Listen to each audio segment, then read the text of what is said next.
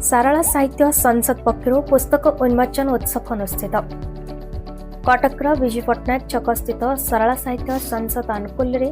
भाषा प्रकाशन द्वारा प्रकाशित विशिष्ट साहित्यिक प्रोफेसर डॉक्टर निमांचरण परिजा रचित आध्यात्मिक पुस्तक गणमानस रे देवता और भ्रमण पुस्तक अमरनाथ रु अंडमान और विदेश भ्रमणर सफल लोकार्पण उत्सव अनुष्ठित हो जाइछे। এই कार्यक्रम में अतिथि परिचय स्वागत भाषण प्रदान करथिले नाट्यकार संजीत पट्टनायक सभापतित्व और सभा परिचालना करथिले सारला साहित्य संसद प्रतिष्ठाता सभापति डॉक्टर इंजीनियर प्रभाकर स्वाई उद्घाटक भाव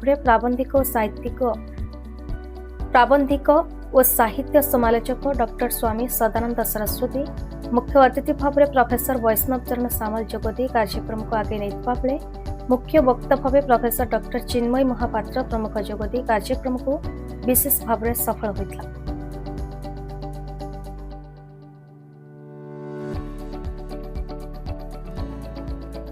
निमांचरण परिजा मु कैंसर इंस्टीट्यूट रे मत प्रोफेसर थी अन्य सब माने सामाजिक कर्म बहुत अच्छी लिप्त अच्छी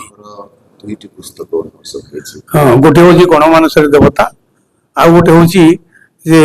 अमरनाथ अंडमान एवं विदेश भ्रमण ये दुईटी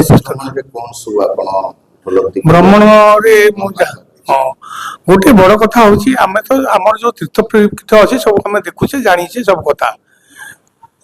गोटे गोटे जिन जगार कथा हूँ श्रृंखला टी रोना तीर्थ क्षेत्र मानक जो भाव में सावल भाव में दर्शन करके आसवा कथा से हो पारना आजिकल से बेस बढ़ी जाटा गोटे जिन द्वितीय कथा हूँ भारत गोटे एभलिया देश जो एत भल भल जिन अच्छी थर मुझे आम आसाम गलु आसाम चेरापुर आरंभ कर शिलंग ठू सेठिकार कामाख्या तत्ववादी ये अच्छा पुरुष मैंने अच्छा सिद्ध साधक मैंने अच्छा से विषय में लिखे भारत वर्ष हूँ गोटे आध्यात्म देश एवं ये बहु सिद्ध सिद्ध साधक मैंने जन्म होती अब्याहत रही आज पर्यंत प्रथम जो भक्ति आसला महाराष्ट्र आसला ज्ञानेश्वर पाखर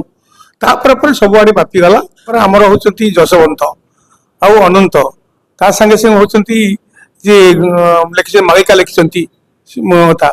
मागिका लिखिं से अच्युत सी जो मागिका लिखिं मोर मन हो किसी पदशे लिखी जोटा कि ठीक घटी जाइए कौटी ना आमर जो करोना बगे लोक 15 शताब्दी लोक किंतु सी वर्णना कर जोटा कि आम कटक दामोदर बिवरांक रिपोर्ट भारत न्यूज।